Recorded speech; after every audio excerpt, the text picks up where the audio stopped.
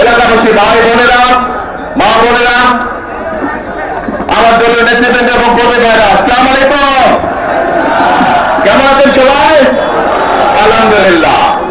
প্রিয় ভাই বোনেরা, এই যে আজকে এখানে যে মৎস্য অবমুক্তকরণ হলো, এই মাছগুলো যখন বড় হবে, এই মাছগুলো যখন ডিম পারবে, বিভিন্ন খালে বিলে ঢুকবে, তখন উপকার কাদের হবে? কাদের উপকার হবে ভাই? ওই লন্ডনের মানুষের উপকার হবে না জাপানের মানুষের উপকার হবে? বাংলাদেশের মানুষের উপকার হবে। প্রিয় ভাই বোনেরা, এটাই হচ্ছে সঠিক। অর্থাৎ আপনারা বিগত নির্বাচনে বাংলাদেশ জাতীয়তাবাদী দল অর্থাৎ শহীদ রাষ্ট্রপতি জিয়া রহমানের দল, দেশনেত্রী বেগম খালেদা জিয়ার দল বিএনপিকে আপনারা জয়যুক্ত করেছিলেন। কারণ বিএনপির রাজনীতিটাই হচ্ছে এমন একটি রাজনীতি, যেই রাজনীতির বাস্তবায়ন করলে পরে দেশের মানুষ উপকৃত হবে, গ্রামের মানুষ উপকৃত হবে। এটাই হচ্ছে বিএনপির রাজনীতি। এবং সে কারণে আমরা চাই এই রাজনীতি বাস্তবায়নের মাধ্যমে বাংলাদেশকে একটি কল্যাণমুখী রাষ্ট্র গড়ে তুলতে।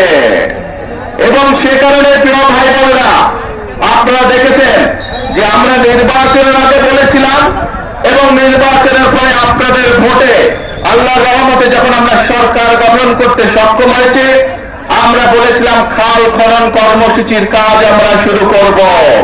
আলহামদুলিল্লাহ, আল্লাহর রহমতে আমরা সারা দেশে খাল খননের কাজ শুরু করেছি। এই খাল খননের ফলে কৃষক ভাইরা কি উপকার পাচ্ছে?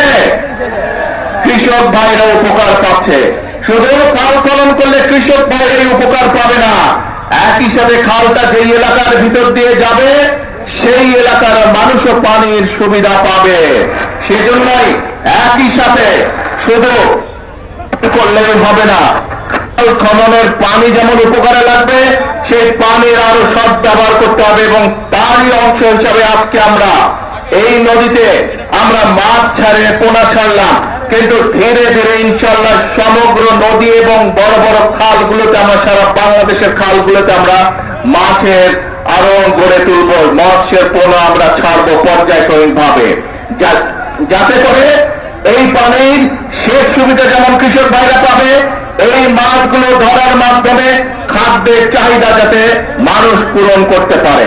প্রিয় ভাই বোনেরা, এবং এই কল্যাণমুখী রাষ্ট্র করতে গিয়ে আমাদের আরেকটি পরিকল্পনা ছিল, যে এখানে হাজার হাজার মা বোনেরা আজকে দাঁড়িয়ে আছে।